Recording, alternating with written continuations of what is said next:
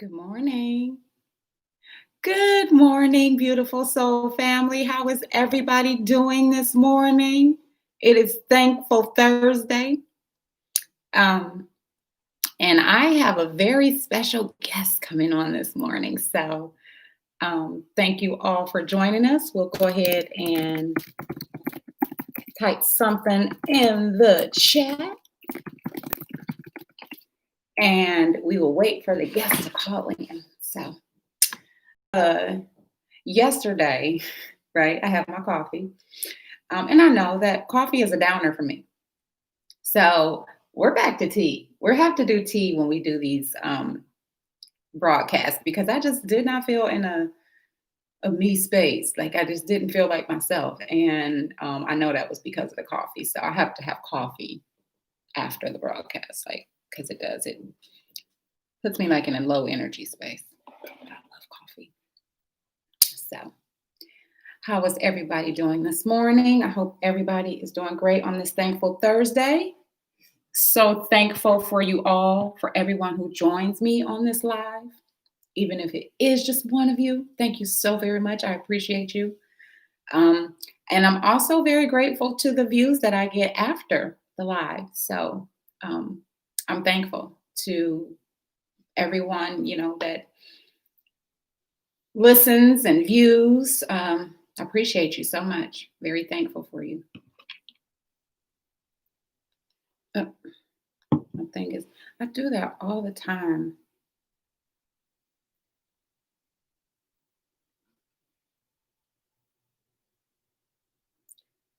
On Do Not Disturb.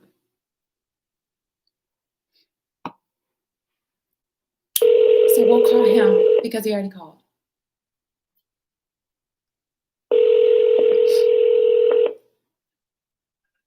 Hello? Good morning. Good morning. How you doing? I'm doing great. How are you doing this Thankful Thursday? I'm doing great. Sorry about that.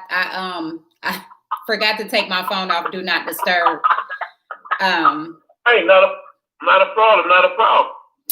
So, everyone, I want to introduce you to Victor Michael Vincent. He is the founder and creator of the ReEntry Expert, and he is also the founder and creator of RePour Radio, while we do this live broadcasting and a show for a Mother's Touch. So, Victor, I just wanted to ask, we all have a why when it comes to building our communities, which are the people. So what's the mission and the purpose behind the ReEntry Expert and RePour Radio? What's your mission? Well, the mission is to help people who have faith and compassion restructure, change, and build their lives so they're positive citizens in our community.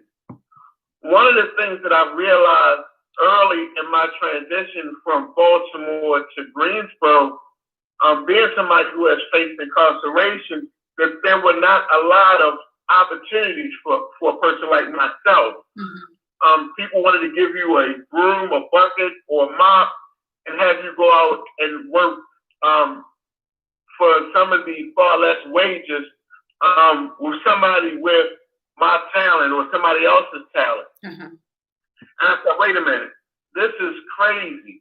I said, somehow or another, I have to get people to realize just because you face incarceration doesn't mean you don't have this wonderful mind and can help society and make society better if just given the chance and the opportunity. Right. One of the reasons for the creation of RePour Radio, I started realizing my voice was being heard. People like me tend to get muffled.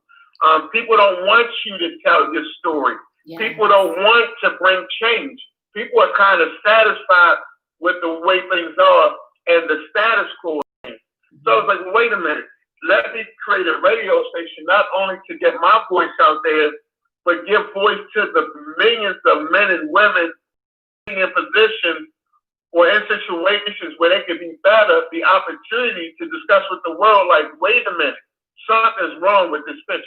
Right, right. I love that you said that, because that is so true. You know, even though people holler for change, there's so many people that are comfortable with life being as it is. Like, you know, it's, you know, people getting out of prison. Yes, you know, we all have a past. We've all done things in our past. That doesn't mean that our past has to continue to define us. You know, people can heal and grow and change and become better and healthier versions of themselves. But it seems like sometimes people are okay with, you know, keeping you down and not wanting you to, you know, to become the best and greatest version of yourself. So I think that is an awesome thing, like what you're doing as far as like the, you know, helping incarcerated people, you know, realize their own potential, because I think a lot of times because of their situation, they forget, you know, that they have these God-given talents and gifts within inside of them that they could be using, you know, to not only help themselves, but to help others in their communities who are also like them. And it's funny, Susie, because this thing has grown so much that now half my are people who haven't faced incarceration, who hear my story. People want me to talk to their sons, their nephews, their uncles, because I've always come with this positive message, like you can. And what's funny that you said something that's part of the concept of what we do with the ReEntry expert. We allow people to chase their dreams. And one of the things that I talk about when I'm out speaking is the fact that most people lose sight of what their dreams are. Right. We live in a world where we put people in boxes. Like, you're only supposed to be this way. I always tell people years ago, there is somebody sitting in the basement somewhere playing PlayStation who has the ability to create great things in the world. But there's also got somebody sitting in the basement somewhere with the intellect and the intelligence to create a vaccination for this coronavirus, but nobody will give him a chance because of where he was born, where he was raised, because of the color of his skin, because he don't sound right. So much of the world loses out because we don't allow people to live to their full potential, and we don't bring out that inner strength that each individual has to use it to make the world a better place. We just get stuck in this rut like, well, no, we've always pulled from this pool. We always hide from this college university. We always got people from this area. Like, no, we need to change it up. We need to make some things different, and we need to look at things differently for more people to be successful. That's so true. That is so true. And I think that this is the way for change, you know, you creating these outlets, you know, for different people to use their voice and this platform, you know, to get the message out, you know, to go into the communities and speak to other people, because, you know, very profound is that, you know, we have to change it. It's you know, because we can go and talk to these people all we want to, but a lot of times the door is shut in our face. And if we want change, we have to do it, you know, within the community and build in the community. You know, we have to do it in the community, because yes, there are so many men and women sitting in the basement playing games, and they have all these brilliant ideas, and there's no way to bring that to the forefront. Like, how do they bring that to the forefront without, you know, getting the door slammed in their face? Or, you know, we have to create these platforms, you know, for people to be able to have their voice heard. And RePour is a great, you know, opportunity for people to do that. So if what would the ReEntry expert like to share with other men or women, because men are not the only ones who experience incarceration, but who resonate with your story and your background? What would you share with them? everything that you go through and make it through testimony. Sometimes we get caught up in situations and we go through something that's terrible, whether it's domestic violence, whether it's incarceration, whether it's an addiction, whether it's poverty, homelessness. We all go through these things. We live in a world where these things just happen and they are the reality. However, when we go through it, we need to hear stories from people who have been through it, who have made it through the storm. Right. And a lot of times when people become successful, they don't want to tell the story of what they had to go through to get there. Mm-hmm. But that story helps somebody that's in that situation right now. I tell people all the time that I've been incarcerated, that I was addicted to heroin, that I was in and out of prison. And people look like, man, why are you putting this information out there? It can harm you. The only thing that my testimony has ever did for me was bless me. Mm-hmm. Because had I not shared my story, I wouldn't be president of a nonprofit, mm-hmm. owner of a radio station. And looking at my next project is to create a space where people who want to start their own businesses can have a place to go to and come to without having to pay these astronomical rent fees mm-hmm. to start a business. That's what I foresee in 2021, 2022. Right. Oh my goodness. So, I've known you for a minute now, and I had no idea. Now I knew about the incarceration, but I had no idea that you were addicted to heroin. But, I totally agree with you in sharing your story, because it does, set so many people free. And like, you are a walking, living, breathing testimony that you can heal, for one, from anything, especially addictions. You have to change your mind, so you can change your life. And then you have to get your story out, because if you keep your story within you, it's not helping anybody, because people do need to see, oh my goodness, this dude was incarcerated, addicted to heroin, and now he has all these platforms and these mediums, and he's giving back to his community because he believes in the power of healing and becoming a healthier and greater version of yourself. And hey, go ahead. Hey, Susan, I want to tell you a story real quick. Mm-hmm. One day when I was out there in the streets hustling, doing what I was doing, me and my partner's name is Dirty. Me and Dirty was great. Go over the street with some product, some mm-hmm. heroin. Mm-hmm. And in the midst of backing up this heroin, ready to take it to the streets, I had to cut the TV off so that we could go out. As I go to reach to cut the TV off, there's an episode of Family Matters playing on TV. Mm-hmm. I say to Dirty, like, yo, we never gonna have a life like that. He was like, yo, what you talking about? I'm like, yo, we're never gonna have family. We're never gonna have a nice, beautiful house. I said, like, yo, we're gonna be in prison for the rest of our lives, but we're gonna die in these streets. Mm-hmm. He got mad. It was like, yo, come on, man, get your head back in the game. There you go with that old philosophy nonsense and that thinking nonsense. Like, yo, we was born and raised to get money, so we gonna go ahead and do whatever we gotta do to get money.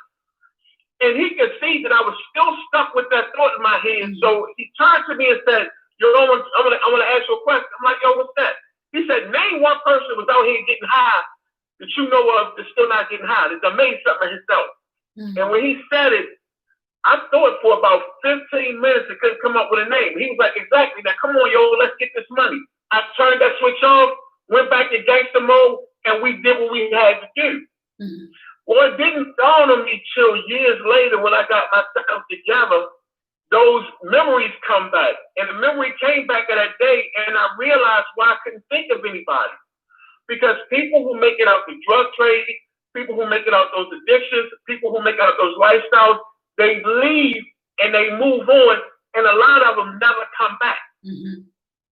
Yeah. One of the things that I was going to make my mission was to always go back. Yep. So I always go back to Baltimore whenever I get some free time. Mm-hmm. And I like to go back to Baltimore and talk to the homies, preach to the homies, mm-hmm. and let them know, like, yo, whenever you're ready to make a change, like, yo, we can work on something and make something happen. Right. And that's one of the things that we miss in quote-unquote mainstream America. Yeah. I mean, you can listen to the radio all day and not hear these stories. You can watch TV all day, and every time you see a story of somebody involved in that drug trade, there's some kind of glamour put behind it. But you never hear those real stories, and there's real testimonies of how damaging that stuff is, mm-hmm. and the powerful testimonies of people that make it out. Right. Yeah. I agree. I totally agree. You have to go back to where you came from. You can never forget where you came from, because once you make it to where you want to be, you have to go back and lend a hand, and really to the ones who are ready to come forth. Because yes, there are still some people that are going to be there who are still, hell bent on not changing. So you have to offer that to the people who are ready, because I think a lot of us in the hood, because I'm from the hood myself, we give up on our hopes and our dreams, because yes, we see people who look like us make it to the top, but we never see back to reach their hand into the communities that are hurting, into the communities that are still, drug ridden and crime ridden. We've taken out all the outlets like the rec centers and things like that. When I was younger, we had all these places for youths to go, to kind of let that extra energy out, and then all that stuff was closed down. So, even if we go back and build up like some rec centers or some places for people to, to release that creative energy, we have to go back to the hood and help the hood when you came out. Yeah, it's great to live in the suburbs and everything, but the suburbs is not where it's experiencing, the pain and the struggle, and have given up on their talents and their gifts and their dreams. It's the hood that has given up on that. So we definitely have to make sure that we're, when we get to that space, that we're back to release some more people, to show people that it's possible. It's possible for you to come up out of your situation, to be healthy, and to be the greatest version of yourself. I definitely agree with that. Absolutely. So how do we, go ahead. And a lot of times, a market itself isn't ready for something like that.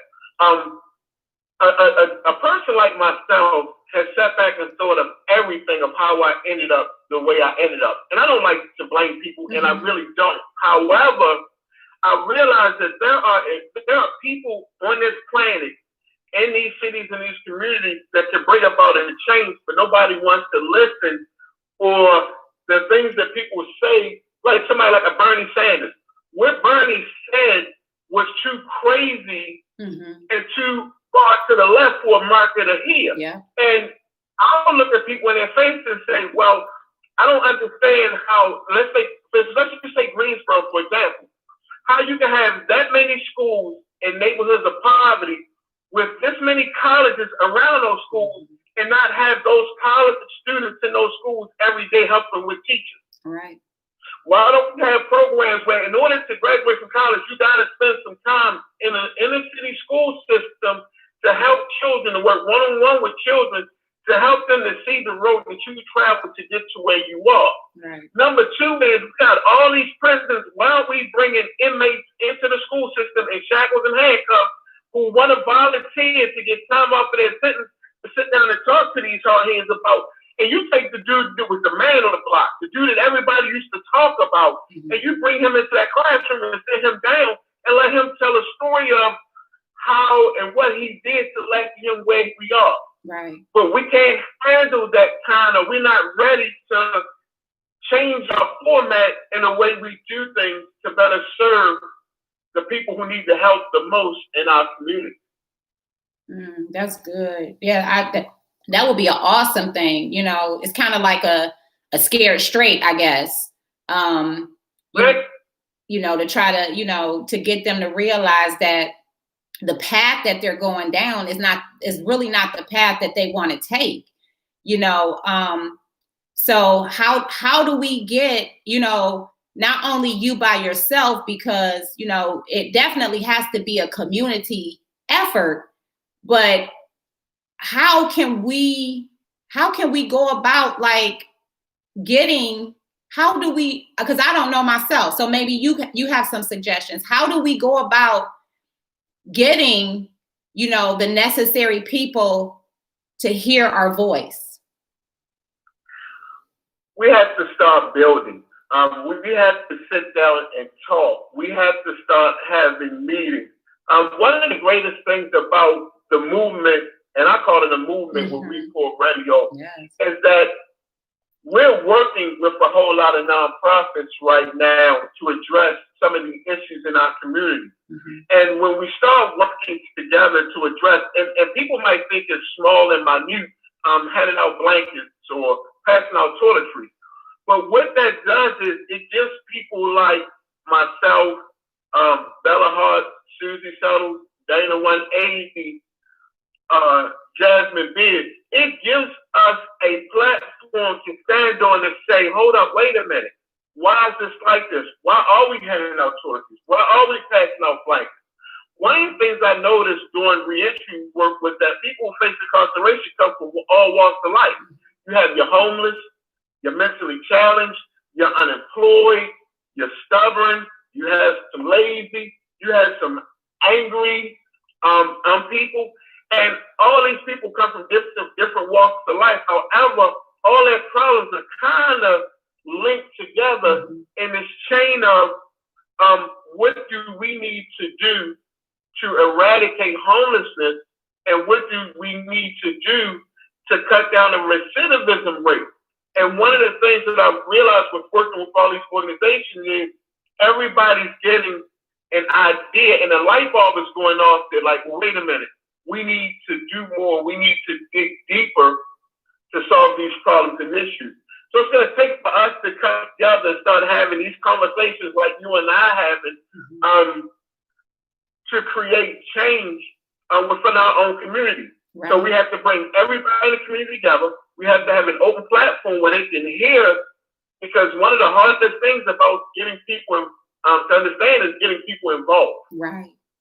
Yes. Everybody wants to kind of go to work and come home and shut themselves up inside the home.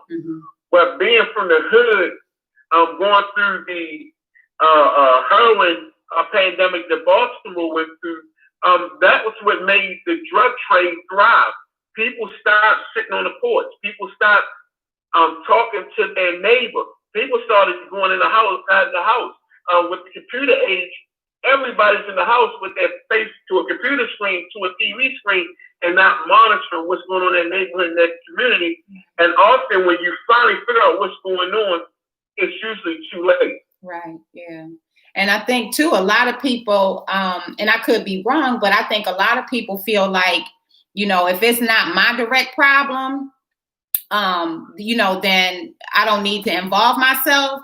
But in order for the communities to change, we do need to involve ourselves, whether it's our, it's a direct family member or, directly affecting us, because eventually it will trickle down and affect us, so it may not be your problem now, but it's somebody's problem. And in order to help the community, to help, other families, we have to help and tackle the situation where it is. We can't just turn a blind eye and say, that's not my family, not my problem, because it's a community and we're all family. And I think that that's where the disrupt comes in, is that, we have, it's not like communities used to be back in the day where, we all were helping each other and together with each other, and doing like block parties and, like I said, rec centers and, being a big brother, big sister to, girls and boys in need, who didn't have like a father at home. You know, and I kind of think that needs to come back. You know, we need to come together as, and I've said this before, especially in the Black community, you know, we have to come together and stop being against each other, you know, and stop killing each other and stop robbing and stealing and killing, you know, each other. Do you agree with that? I agree wholeheartedly. And one of the things that we forget as people, as individuals and human beings is we live on a globe. So the world is a circle. And I always tell people it's the same premise if you took a rubber ball, put it in water, as you rolled it across the ground, all the dirt that ball touches will end up all over the ball eventually. Right. If we know by now with the H1N1, the swine flu, the coronavirus, and now with the killer hornets, that we are a globe. What affects us in one area affects us in another area sooner or later. You can't run from it. Right. But we get in this mode where we get, and a lot of it is the reality we live in now. There is selfishness is being portrayed all over social media, doing our TV outlets. So people have inclined to become selfish. Mm-hmm. And we know what happens in the destruction, it comes with selfishness. Right. We saw it in the 80s when we closed down all the rest and took the basketball goals out of the playground.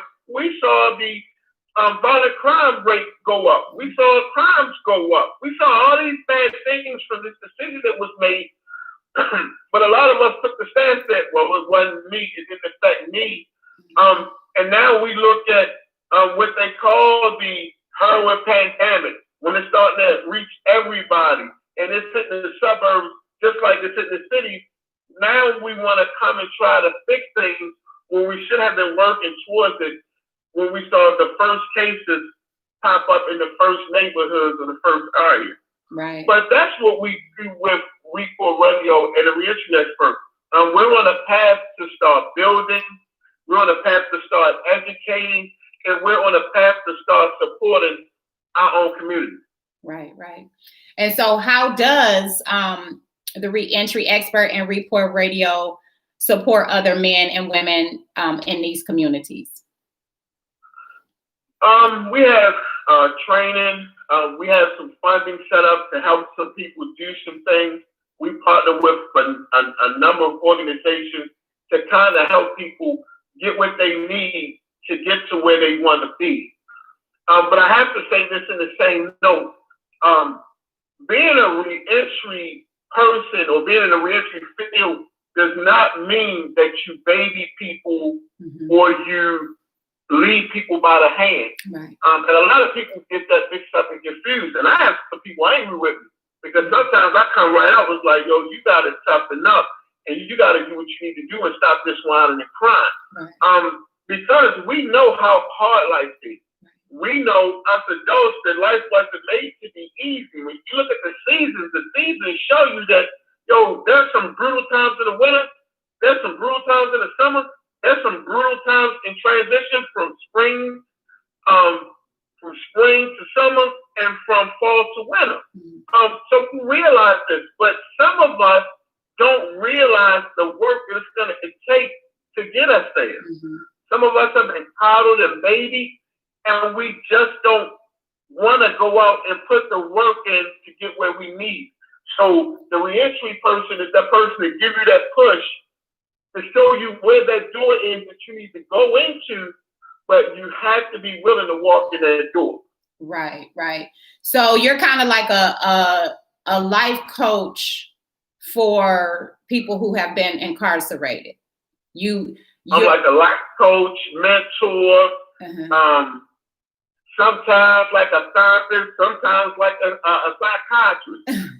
Because we know we deal with people with all kinds of issues. Right. Some of us carry issues that happened to us when we were children. And we don't realize we carry that. Yeah. And you really get a chance to find out when somebody like me sends you to do some things and you don't complete the task at hand. And then we have to sit down and talk about, Yo, why did you go to the interview? Mm-hmm. Man, I was tired. Yo, what you mean you was tired? Like, yo, you thought George was tired in game 6 of the, you start throwing stuff back at people and you eliminate those excuses and you start telling people like, yo, you got a whole lot of excuses for why you can't do stuff. And that does one or two things. People will give up and be like, look, man, I can't deal with you and walk away. But they know it's them that has them in that current situation. Or they even be like, yo, you know what? Like, yo, you're right. I never realized this about myself, and I'm going to start to apply myself. Right. Some of us never sit down and take the time to think about why we are where we are. Mm-hmm. And if you don't do that, you will find yourself blaming everybody and not taking any accountability for your current or present situation. Right. Accountability. That's a key word right there. Even, as we grow older, no, we can't hold ourselves accountable for the stuff that happened in our childhood. A lot of that stuff we saw going on around us and we thought that was, life, that was life for us. We saw that was our real life. But, as you grow and get older, you are 100% responsible for, your healing, for making sure that you go out and do what you need to do as an adult. Yes, there are programs like the ReEntry Expert, that help, in getting you, back on your feet or, even trying to help you, create your own business, but you are 100% responsible. It's always great to have someone that sees your potential or believes in you and gives you that, extra push, but you have to hold yourself accountable if you want to see change in your life. If you want to see healing in your life, you have to hold yourself accountable for making that change. That is absolutely correct. Go ahead. And that's the things that I've really been struggling with, because in the last couple of months, I've met a lot of people who never took personal responsibility for anything that happens in their lives. Mm-hmm. And just to give you a little bit more of my background, I thought my father was the worst father on the planet. Mm-hmm. I thought that dude was the worst dude in the world. But my whole thought process and my whole thinking changed when I had kids of my own. Mm-hmm.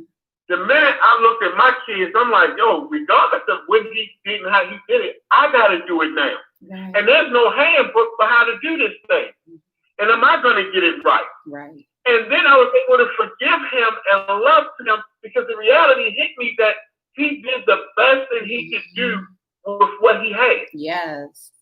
Yeah. A lot of times we hold people to this high standard. Yeah. And like, no, yo, they should be this and this and that. And when you really think about it, like, man, that person is just who they are. Mm-hmm. And how do we maneuver in life with this person being the way they are? Right. Whether it's on the job, even with this whole election thing going on. Mm-hmm. No matter who wins, we still have to navigate our waters to our success to be where we need to be. Yes. Absolutely. Oh my goodness. I 100% agree with that. We do. We have to love people for who they are and not who we want them to be or who we thought that they should be. That's having expectations of somebody. We got to understand that people come from different backgrounds. They don't come from the same background that we come from.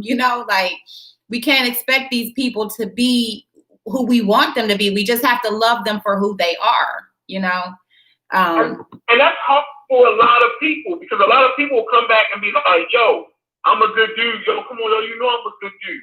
And a person like that usually won't have any friends.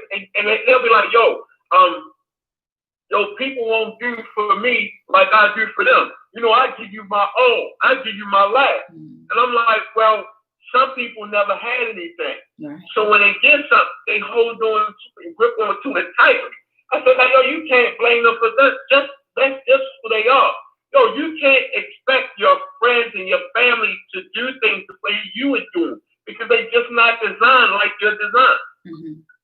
Yeah, that's true. That's true. Yeah, we can't we can't expect people. I always say, like, I can't expect people to be me. Like, I do things a certain way, and I have to respect that people do things differently than I do.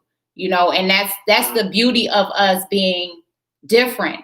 And when we realize that beauty, we actually can learn something from each other, because yes, they might not do it like I do it.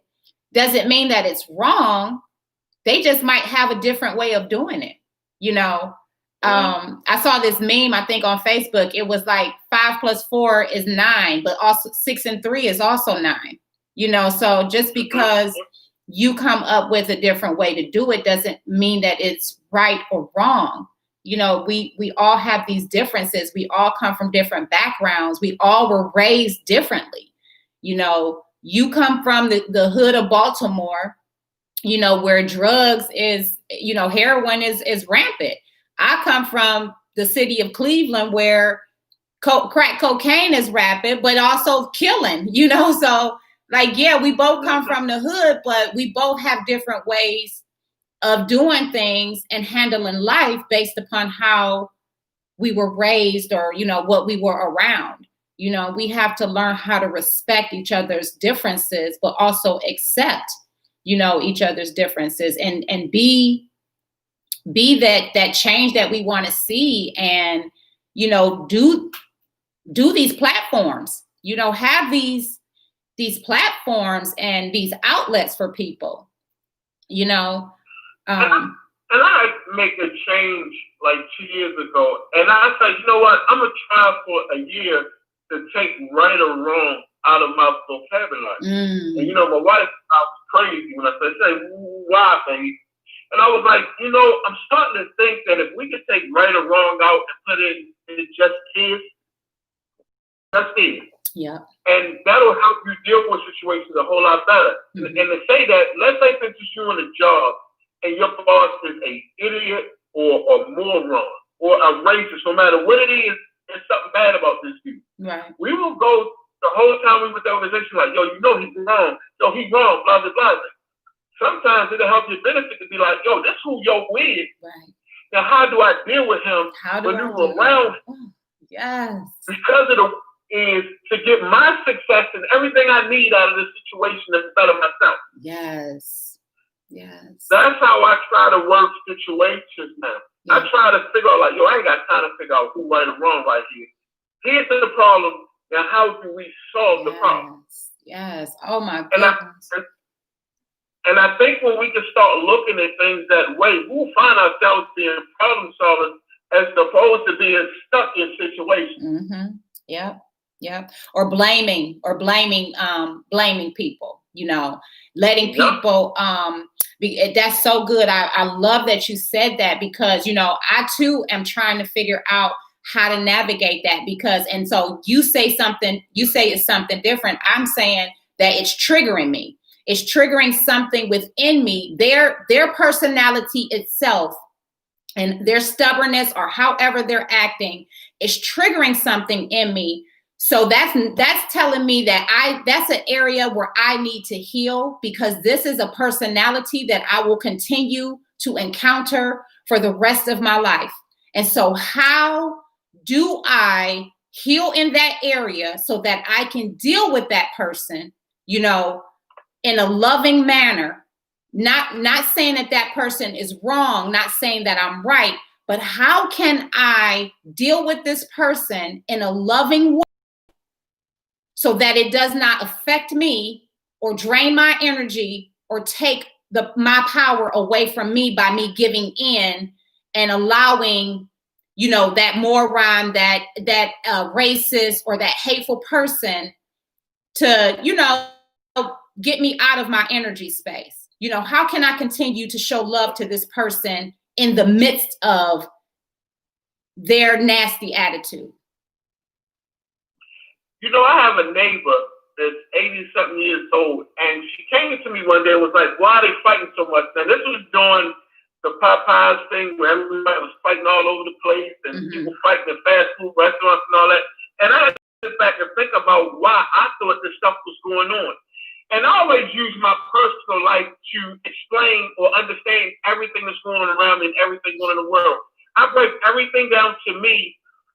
community of, okay, this is why this is going on. And what I broke it down to was, we expect people in fast food to be more intelligent and smarter and wiser than they are. Mm-hmm. And you think this person is being smart when they get your order wrong. You think this person is being smart when they lash out at you because they got something wrong, and you lash out at them because they got it wrong. And what it all boils down to, a lot of times people in these positions don't have the intellect or the intelligence that we assume that they have, and we take it personal. Mm-hmm. But back in our day, way back in our grandmothers and great grandmothers' day, they'd be like, hold on, baby. Yeah. You know he's special, or you know she's special. Leave that child alone, or leave that woman alone. See, they had the patience to deal with that. Right. We have got this concept of everybody is thinking like we thinking, and this joke of being smart. And before you know it, you don't put your hands on somebody because you thought they did something that they really wasn't intentionally doing what you thought they were doing. Right. They got frustrated because they couldn't work it out as fast as you wanted them to work it out. Right. Yeah. They don't have the ability to retain information like you retain information. You call out an order to somebody who can retain it, hear it, go get it, bring it back, and it's done. Some people forget. Right. Some people can't retain a whole lot of information. So they frustrated, they're not getting it, and we compile pressure on top of that. They say pressure busts pipes by yelling at the person like, yo, I said I wanted. Mm-hmm. And they looking at you like, well, why are you yelling at me? And before you know it, they lose it. And we in Popeyes, Cannon Place stuff, Taco Bell, McDonald's. We have to get back to the point of once again saying like, yo, this is who this is. Right. Now, how do I handle this situation to get my food and get out of here in a timely fashion? Yeah, yeah. I agree, because I think our society is so microwave. You know, we want things instantaneously. You know, and because yes, we have gotten to that place, but like you said, you know, way back in grandma and grandpa days, you know, they didn't have the convenience of, you know, a store. You know, they had to farm their own stuff, and I think that's why they were so much more patient than we are now, because everything is at a convenience for us, whereas for them it wasn't. You know, they had to make their own breads. They had to farm their own fields. You know, they had to wait on tomatoes. They had to wait on green beans, you know, to come up out of the earth. So yes, they had more patience, and we have to learn that a lot of people in this day, they're so accustomed to convenience and instantaneous stuff that when they don't get it, they get frustrated. They get angry. You know, they're ready to fight. They're ready to tear up stuff, you know, because they, and we can help, I think, as leaders in our community to try and help people to see that, you know, not only for us to understand them, but for them to understand older people and how they have more patience than the younger people do, because they had to wait. You know, they didn't have a choice but to wait, because we have let our conveniences create impatience in us, you know, because we're so accustomed to things coming so quickly that when we have to wait, it frustrates us. And then we take that out on everybody, you know, around us. So how can we as leaders and, you know, the platforms that we have, how can we help and be more understanding to the younger generation who has everything at their fingertips? I think we have to do what we're doing right now and have that platform of speaking out, making people aware of what's going on and why it's going on. I think we don't do that anymore. Right. You know, back in the day, you had commercials based on educating people. Schoolhouse Rock. You had the Smokey the Bear, like, yo, don't throw cigarettes out while you ride down the road. You had the American Indie on TV crying about people throwing trash. I think we stopped educating people to some of the problems that we face with some of the behaviors we have.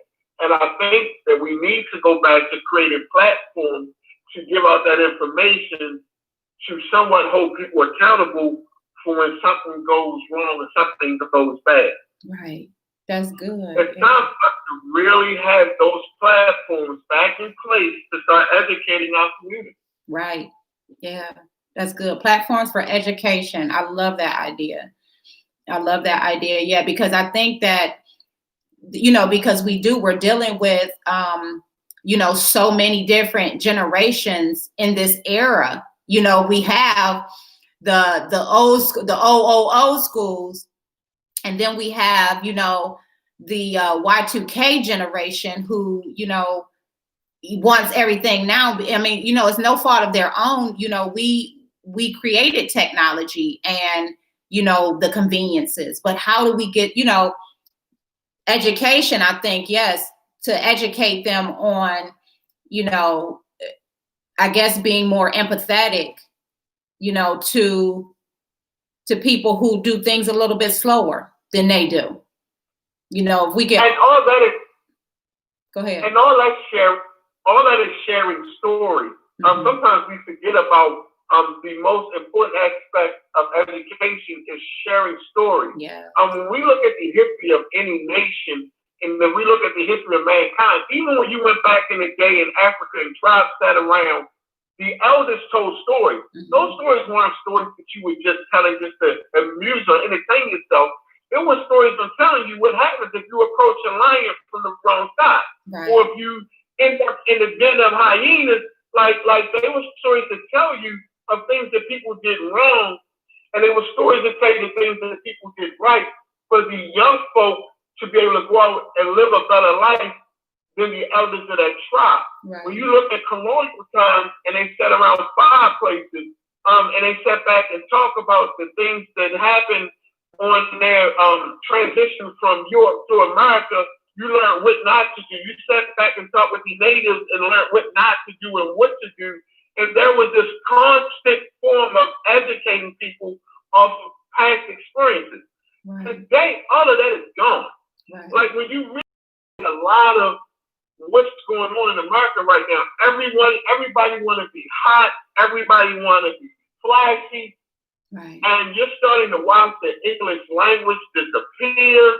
You're starting to watch programs that better help people disappear, and everybody wants to be a celebrity, and everybody's living for the here and now. Right. Right. We have it. We just don't realize that we have it. Mm-hmm. Justification is shown, like it's so many times. Justification is showing like, yo, you have it. You just got to invest in it. Right. So but a lot of us, real history lessons to understand, like, yo, you have it. Right. You have everything you need.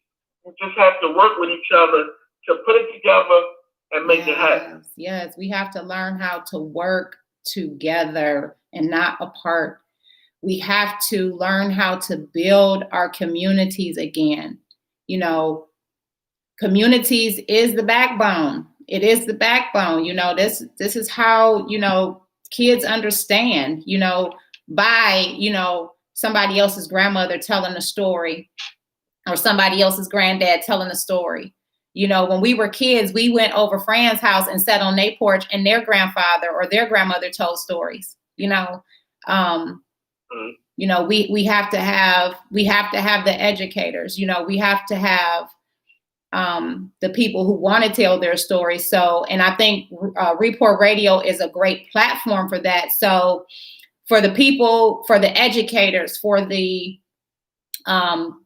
storytellers, how can they be a part of this platform that you have created with RePour Radio? That's all they have to do is a couple of things. They can shoot us an email at repourradio@gmail.com. That's repourradio@gmail.com, or the reentryexpert.org, or the reentryexpert@gmail.com. We have all these internet links for people to get with us, talk to us. If you got a story to tell, I do a segment called I Got a Story to Tell. And basically, I'm just telling stories about things that I went through when I was out there in those streets, or things that I've learned. Mm-hmm. The idea, like, no matter where you are in life right now, if you're willing to make some changes, tomorrow you could be in a whole different place. Yes. Yes. And that's in every aspect of your life. Mm-hmm. Spiritually, mentally, physically, you can remove yourself from a situation to another situation if you're willing to put that work in. Right. And I'm sharing. Yeah, that's true. You gotta work it. You gotta work it for real. You know, you'll read that guidance, but then you definitely gotta take action. You cannot sit there and just hope, you know, that things are gonna change. You know, you have to make sure that you're doing the work to get there. And a lot of times, people have to prepare themselves to receive opportunity. I believe opportunity comes to people almost on a daily basis. Opportunity shows up often, but most of us are not prepared to receive opportunity. And I'll give you an example of that. I often hear people tell people, like, go get your driver's license. And people will say, man, I ain't got no money for no car insurance. I ain't wasting my time to go there and take that stuff, just to have a piece of plastic in my pocket. And what happens is somebody passes away, somebody buys a new car, and there's a car sitting there that they can't give to you because you don't have a driver's license. Mm-hmm. Now, if you went out got your driver's license, you could have had that car. That car would have been transportation back and forth to a better job, because then you could have went out as far as you wanted to find work and employment. Mm-hmm. But once again, the opportunity was there. We just wasn't ready to receive it. Goodness. Some of us take classes. Some of us have 4 hours a day where we sit back and watch TV instead of taking a class or certification. So when that opportunity appears for that job deposition or that title, we can say, hey, I have this certification, which makes me qualified to have this. Right. A lot of us won't prepare ourselves to accept opportunity, and we'll turn a blind eye every time opportunity passes. We act like it never happened. It ain't never happened for me. Right. Ain't nobody ever do nothing for me. Nobody ever give me nothing. Well, when have you prepared yourself to receive the blessings that were coming right by you? If you ain't preaching, oh my goodness, that is so true. We're not prepared. We are not prepared for the blessings. We pray for the blessings, but we don't prepare ourselves to receive the blessings. And then we get mad because we don't have the blessings, but we never even invested in ourselves.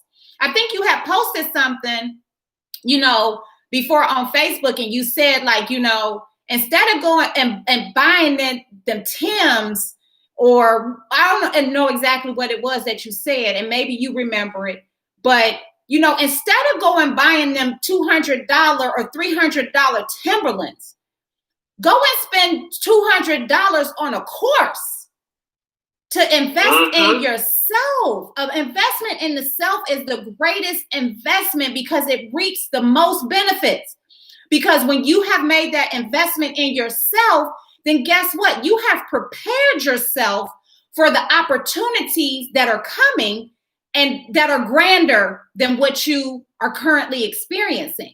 But we don't want to go and get the license so that we can have a job where they paying us to travel, you know, and paying our mileage and paying our gas, because, you know, we don't want to take that time out and go and take classes that we need to get our license back. Or, you know, we got a car sitting over here and we don't want to take the time to go and get our license so that we can have a car so that we can get back and forth to work. Like, we don't want to invest in ourselves. And one thing that successful people know is that successful people know that they start something or they go to something and don't know what they're there for, but just know that, you know, it's a blessing in some way. I'm going to learn something. And when you go in, you might go for a seminar and meet the person that has the keys to where you want to be. Yes. Oh my God. like where I went to something because somebody just said it, like, you know, they got a class for so-and-so over here, so-and-so. It's a Saturday, I'm not doing nothing. Let me stop by and see what he's talking about.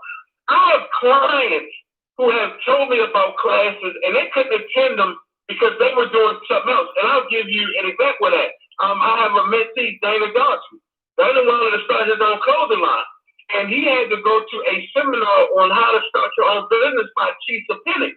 So he couldn't go because he had to work, and that was free. So and it's a book that she was selling. I said, well, I'll go. I'll listen to the class, take notes for you. I'll get the book for you. Me and my wife went. And the woman, Jason, was like, yo, I can't believe y'all doing this. I'm like, yo, that's my client. I'm investing in him because he came to me. So because he can't do it, I'm going to go ahead and do it for him, and took him all the information back. Well, I didn't realize being in that classroom with her gave me the tools that I needed to start the nonprofit. Wow. So sometimes we have to step into things, classes, that we don't know exactly how we're going to get from it, but I guarantee you later on in life, it'll be beneficial because it's all about developing yourself in these areas, making yourself, how can I say this? The more certifications that you have and the more training that you have, you're making yourself more competitive in this workforce. Right. Right. Yeah, you sometimes we. Go ahead. I used to ask myself, like, yo, why are African American women becoming so successful? I see it.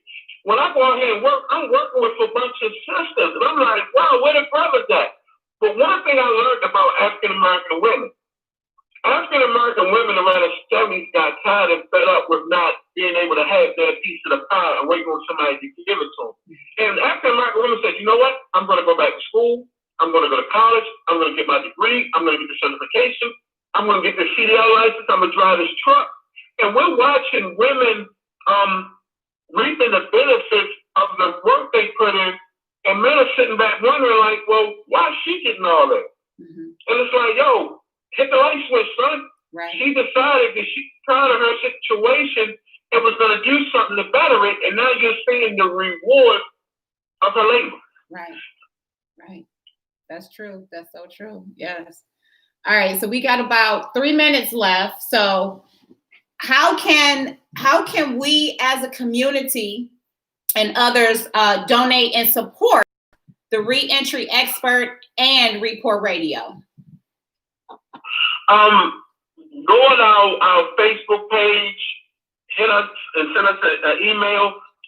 We have items that we sell, and we use the money for those items to help people out. If you have an idea or something you want to bring to the radio, come on the radio station and have your own show. We're still looking for religious people to fill up our Sundays. It's a little amazing to me how we have this platform and we aren't charging a whole lot of money for people to do what they do, but people still won't come up and say, hey, I'll give you some prayers over the radio station. I'll do a daily devotion. Can we put our church service on the radio? We have a platform to reach people all over the world. We have been reaching people all over the world. We have been taking trips to other cities, San Francisco, Santa Barbara, to let people know about RePour Radio, what we're doing. And people find it fascinating that there's something based on community involvement and community building, because it's really something a whole lot of people haven't done. So yeah, hit us at RePour Radio. Email us at the ReEntry Expert at gmail.com. Check out our website, our Facebook pages, and just come on and get involved. We do the toiletries drive. We always looking for blankets and toiletries items. We have friends that do the used coat or the coats for kids. A Legacy of Hope. Get with us that we collect funding for them to help them. We have Bella Hearts to help people with heart conditions, people suffering with Alzheimer's. We do support and donations for them as well. Just get with us and see what we're doing in the community. Come on out, whether it's physically, financially, let's work with us, let's build some things, If you have some ideas on how we can better our community, let's sit down and talk about it. So you do the radio station 7 days a week? Yes, the radio stations are 7 days a week, 24 hours a day. We have a lot of empty space. If you know somebody that has music and nobody will play their music, if it's clean, RePour Radio will play it. That's one of the things that we wanted to give to guys that's coming home that want to be rappers or singers. Like, yo, give me your music, let me put it in rotation, tell your family to listen, and maybe if they hear you on the radio, they will invest in you to get you some studio time, to get you some promotion, to get you the way you should be. Right. One of the things that bothers me is I know some powerful rappers right here in Greensboro, like Black Rain, K.O. Bracy, and it bothers me that a great rapper hasn't come out of Greensboro yet. And the only reason why is because we haven't got behind somebody. T-Chef got behind somebody and push somebody and help somebody financially to get to where they can say to the kids in Greensboro, like, yo, I'm right there from Smith Home. I was right there from the Grove. I'm right there from the south side, the east side of Greensboro, and I made it, and you can too. Right. Let's get behind somebody, get somebody there so they can reach back and say, hey, kid, I did it, you can do it. Right. Absolutely. Well, Vic, I really, really appreciate you joining me this morning.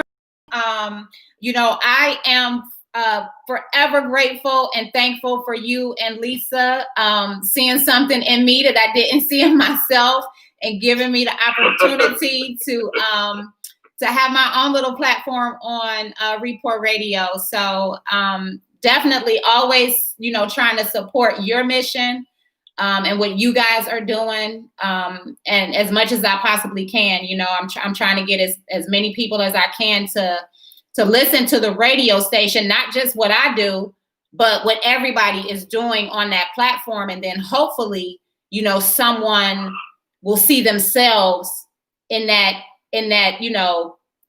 space and reach out and want their own little show or, do some poetry or whatever it is that they want to do on that platform. So I thank you for your time this morning. Go ahead.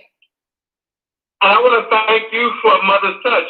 People give me funny looks. They look at me when I tell them that you're a woman helping men who commit domestic violence. People are like, oh, what?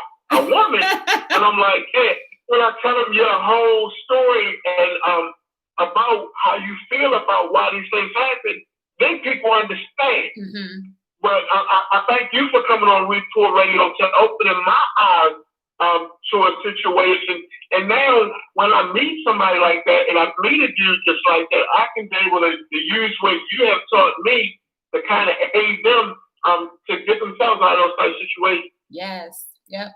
They don't realize, we don't realize that there are a lot of abusive women out here in these streets. And a lot of abusive men who don't really realize they're abusive. Yes, they don't. They think that they're loving. From you. Yeah. I've learned to hear those mechanisms that send out signals like, yo, this dude abusive. Mm-hmm. Yeah. Yeah, they don't. Yeah. Yeah. So I've learned from you. Oh, thank you. You're welcome. You're welcome. Yeah, I appreciate you so much this morning. Thank you for joining me. You have a blessed day, okay? You too. Thank you. All righty. Bye-bye. Bye.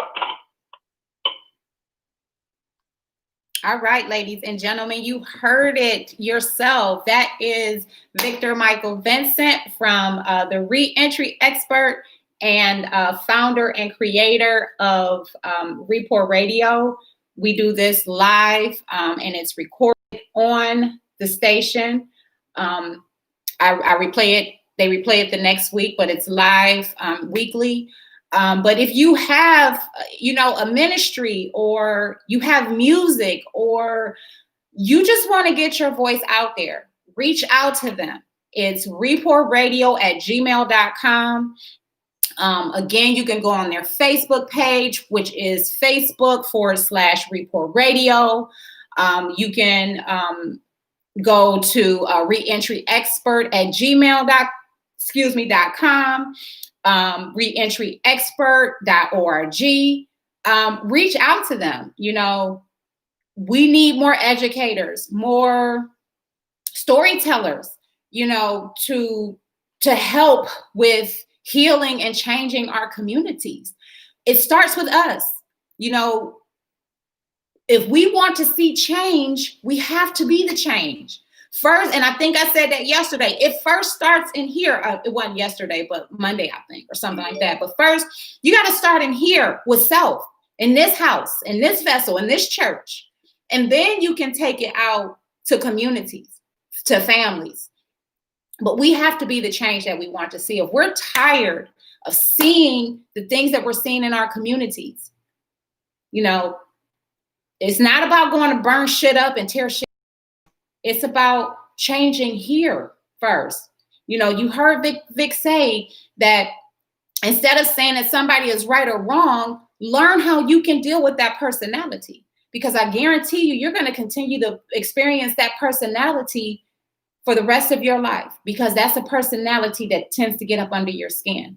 So see how you can learn how to navigate that personality and still walk in love and not allow that personality to shake your foundation. I spent so many years allowing that type of personality to shake my foundation, knowing what I know today.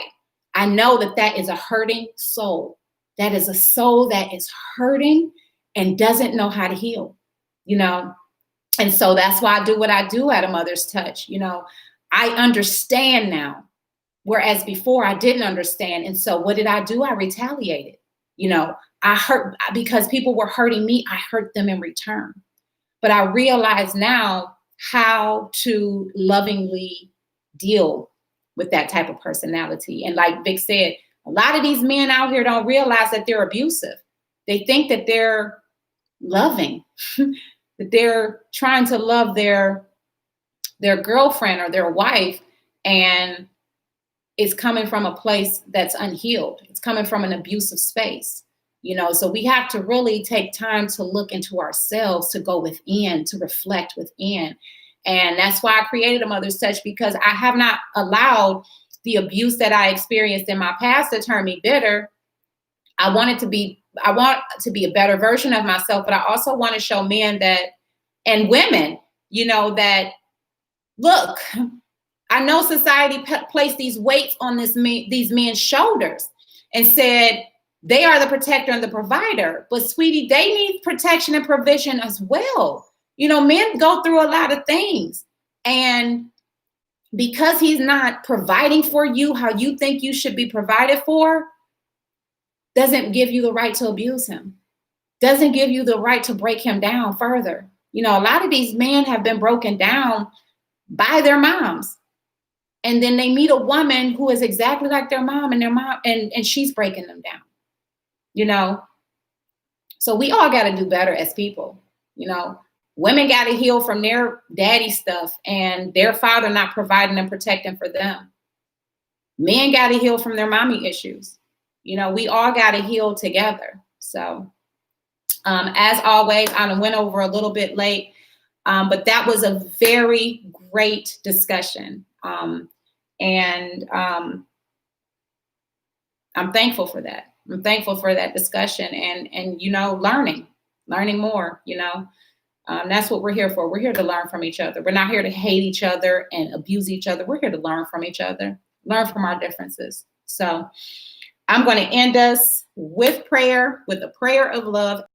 So dear universe, I thank you. I love you with every fiber of my being. And there are not enough words to describe the depth of my love for you.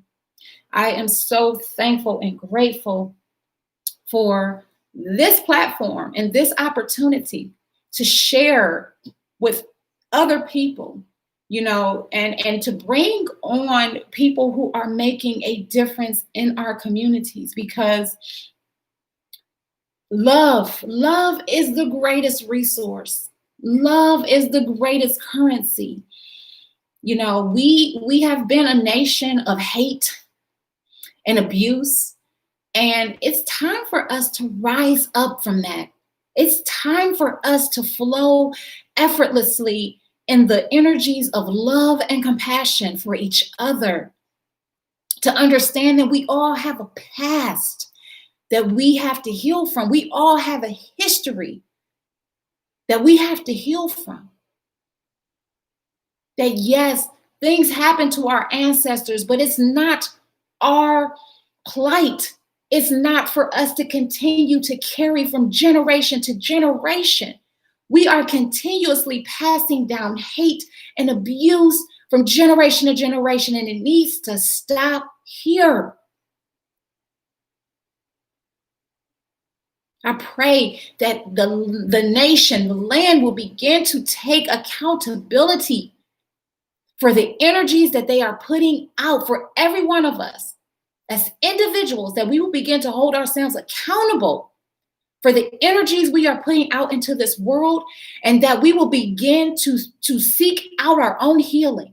We will begin to seek out the coaches, the accountability partners, the therapists, the psychologists that we need to help us to heal and to grow into healthier and better humans for our world, for our children, for our communities. Because that's the only way that things are going to change. We can continue to blame others if we want to, but until we look ourselves in the mirror and say it starts here, change begins here within me, then things will remain the same. I thank you for your love, your guidance, your teaching. I thank you for being there for me, for being my anchor, for being the shelter, the hiding place, for being my knight in shining armor, for being a mighty fortress that surrounds me, my household. I love you. I thank you. You are my everything. You are my world, my life. And I thank you for allowing your glory, your light to shine through me and upon me. I pray that everyone who views this broadcast or listens to this broadcast, that they will have an awesome and amazing day in spite of how their day started. Help us to live more in faith, to trust in you, to believe in you, that you have our best interests. And help us to forgive those who negatively represented you when we were growing up, because it gave us a false impression of who you truly are. I thank you for your love, your guidance, your assistance. Let us have an awesome and amazing day. So be it and so it is. Amen. Amen. Amen. Amen. Oh my goodness. Thank you all so very much. Join us live Monday through Thursday. We'll do this. If you are an organization that's making an impact, give me a call. Email me at amotherstouchinc@gmail.com. I want to talk to you. I want to get you on. Friday is reserved for poetry. Email. If you want to read your poetry live, send me an email. You can call in and read it live on air. amotherstouchinc@gmail.com. You can connect with us on Facebook, which is Facebook.com/AMothersTouchInc, or Instagram. I am under at Coach Susie 75. A Mother's Touch Inc. is a community-based program with a mission of providing coaching services to men in our communities who find it difficult to heal from the pain of their past. All donations provide support, healing resources, and financial assistance to men and others in our community who are in need of that assistance. We accept donations via our website, which is www.amotherstouchinc.org, via our PayPal, which is paypal.me/AMothersTouchInc, or Cash App, which is the $ of Mother's Touch Inc. A Mother's Touch Inc. is a proud collaborator with organizations whose mission is assisting men with becoming the healthiest and greatest version of themselves. I want you to go out, have an awesome, amazing, and beautiful day today. From my heart to yours, as always. Namaste. Oh, yeah. Go watch the next video.